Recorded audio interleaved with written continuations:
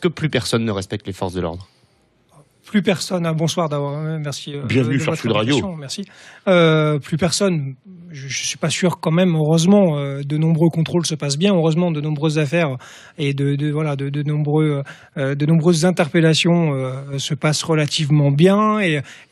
Mais malheureusement, c'est vrai qu'il y a des faits multiples, que ce soit malheureusement sur l'affaire Théo ou alors on va parler plus largement dans des lors d'ordre public ou de manifestations où on s'aperçoit qu'il y a quand même on va dire un peu plus de déviance qu'avant peut-être et de défiance envers les forces de l'ordre. Voilà. Mais après, la généralité de dire plus personne ne respecte les forces de l'ordre, je pense que, j'espère que non. Grégory Joron, je rappelle que vous êtes secrétaire national d'unité SGPFO police, mais côté CRS. C'est ça. Regardez, Champigny-sur-Marne, c'était il y a un tout petit peu plus d'un mois, en début d'année. Lynchage d'une policière, toujours personne d'arrêté, ou encore, l'automne 2016. Viry-Châtillon, on s'en rappelle, où des voyous ont tenté de brûler vifs des policiers dans leur voiture, alors que les policiers, c'est extraordinaire, surveillaient un radar de feu, une caméra de feu, c'est comme génial. Maintenant, on met des policiers pour surveiller les caméras, personne d'interpellé. On lynche des policiers, on tente de les brûler vifs, réaction de l'État, zéro, puisque personne n'a encore été interpellé.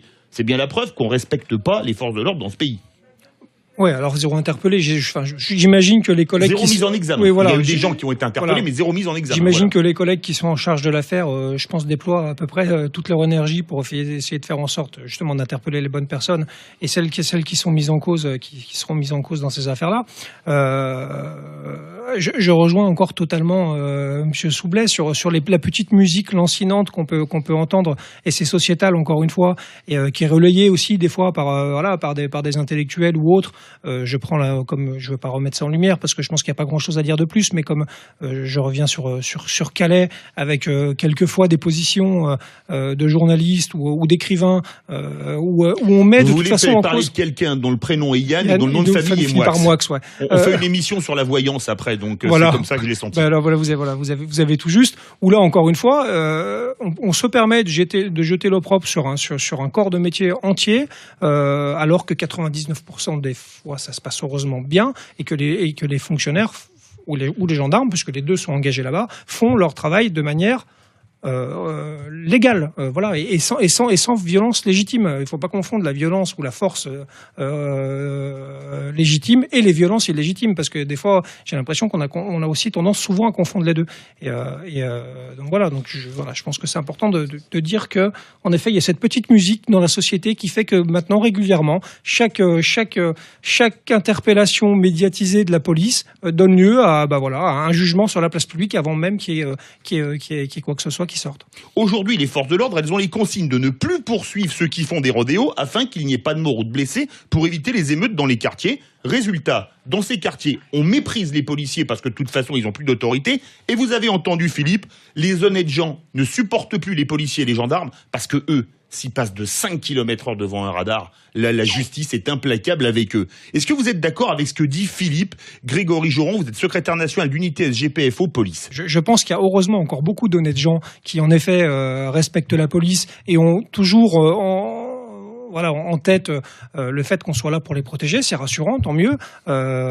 Et encore une fois, j'arrive à comprendre aussi ce que vous dites, c'est à savoir que malheureusement, il y a peut-être un sentiment d'injustice quand lorsqu'ils vont au travail, ils se font flasher pour 5 Roland à l'heure de 52, alors que de l'autre côté, ils voient tous les jours à la télé. Vous pouvez confirmer, c'est vrai qu'aujourd'hui, quand il y a des jeunes qui font des rodéos, il y a ordre de plus les poursuivre. La plupart du temps, oui, parce que c'est pour éviter d'autres troubles à l'ordre public qui seraient peut-être plus grands.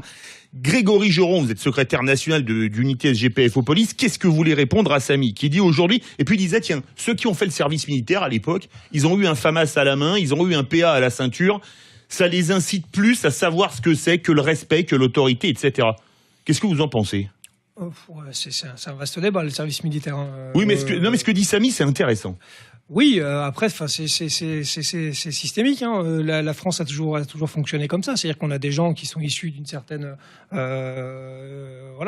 technocratie, qui sont là pour et qui rendent compte à des politiques, qui prennent des décisions. À l'ENA, on m'a dit pas le FAMAS. Ça, voilà, exactement. Voilà, apparemment, c'était pas prévu. Maintenant, clairement, comment ça se passe sur le terrain ? On parle de légitime défense.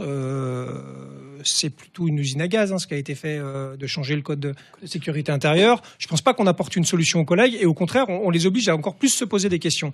Donc nous, on avait envie surtout qu'à chaque fois qu'il y ait un usage des armes, que derrière, il y ait une juridiction spécialisée qui puisse étudier justement la manière dont ça s'est passé, dans quelles circonstances, pourquoi le fonctionnaire ou gendarme a utilisé son arme, etc., etc. On ne peut pas dire que la justice force le respect, justement, pour respecter les forces de l'ordre. Grégory Joron. Non, on peut pas le dire. D'ailleurs, nous, parce que là, à Viry-Châtillon, ils n'ont pas été arrêtés. Là, ils ont été arrêtés. On peut pas dire qu'il y a eu des peines très lourdes. Hein. On est très clair là-dessus. Ça fait l'objet vraiment d'un manque de politique pénale ou de vision. En tout cas, pourquoi la peur a changé de camp ? Parce qu'on s'aperçoit aujourd'hui qu'un individu, on peut le qualifier de ce qu'on veut, mais qui agresse un gendarme ou un policier, aujourd'hui, s'il est condamné à moins de 2 ans de prison, il exécutera pas de peine. Donc ça veut dire qu'il ressort chez lui avec une peine accessoire ou on va dire aménagé, ou un bracelet, ou alors des TIG, et fin de l'histoire. Donc la prochaine fois, il recommencera X fois jusqu'à ce que... Voilà. Oui, par contre, ceux qui crament une voiture de police en Angleterre, ils prennent 20 ans de prison. Hein. C'est toute la différence. C'est la politique pénale la différence. Mais au-delà de ça, je pense qu'on a changé... Enfin, le problème, c'est qu'on a... Ouais, excusez-moi. Le problème, c'est qu'on a vraiment changé de monde, mais je pense que ça a échappé à personne, clairement. On a un petit peu changé de monde depuis 2015. Et entre autres... Alors on parle de risque attentat, mais aussi regardez les dernières grandes manifestations, la manière dont ça s'est déroulé, c'était extrêmement violent. Le souci, c'est ça, c'est que pendant des années, les policiers ou les gendarmes, on leur a surtout appris en école de police à pas sortir leur arme et à essayer de jamais s'en servir. C'est ça la réalité. Alors qu'aujourd'hui, malheureusement, on a de plus en plus de cas où, en effet, à des moments, moi le premier, et là je rejoins encore M. Soublet, je me demande comment les collègues arrivent à ne pas tirer. Alors c'est ça la réalité, mais c'est parce que c'est inculqué, c'est dans leur formation, et la plupart du temps, on essaye surtout de faire en sorte d'éviter qu'ils tirent. Grégory Joron, vous êtes secrétaire national d'unité SGPF police pour les CRS. Aujourd'hui, il dit les Français, ils aiment la police, c'est les racailles qui l'aiment pas. Vous savez, ce que Sarkozy voulait nettoyer au Karcher. Ouais, moi j'ai pas le recul justement dans les années 80. Vous étiez né sous Sarkozy quand même. Oui, j'étais né, mais justement c'est pour ça j'allais faire un petit parallèle de ce que j'ai vécu moi en étant en service à partir des années 2000, où de 2000 à 2005 j'ai quasiment jamais mis un pied dans un quartier, ou très rarement puisqu'on était employé essentiellement à du maintien de l'ordre, et qu'à partir de 2005 il y a des émeutes pendant quasiment 5 ans, on a fait plus que ça, c'est-à-dire être dans les quartiers, etc. Aujourd'hui on les a quittés depuis un petit moment. J'ai l'impression qu'on va y retourner réellement, qu'il va falloir réoccuper le terrain, puisqu'il y a une politique qui va se mettre en place qui s'appelle la PSQ. Si on ne donne pas les moyens aux policiers et aux gendarmes dans les villes qui seront retenues pour l'expérimentation d'aller réellement sur le terrain et de faire le travail, ça sera une politique qui sera, pour faire en sorte que les collègues y croient, ça sera une politique qui sera vouée de toute façon à l'échec.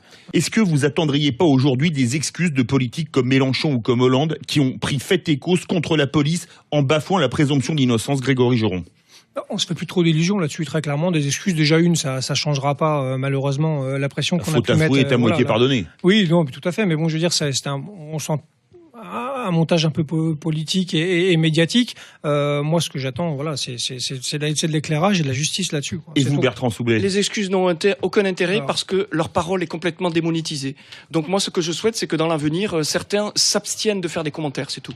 Merci beaucoup Bertrand Soublet, général de gendarmerie en retraite. Merci beaucoup Grégory Joron, secrétaire national d'unité SGPF police chez les CRS. Verdict, mon cher Pierre Maël. 85% de nos auditrices et auditeurs sont d'accord avec vous quand vous affirmez, seul contre tous, que plus personne ne respecte les forces de l'ordre.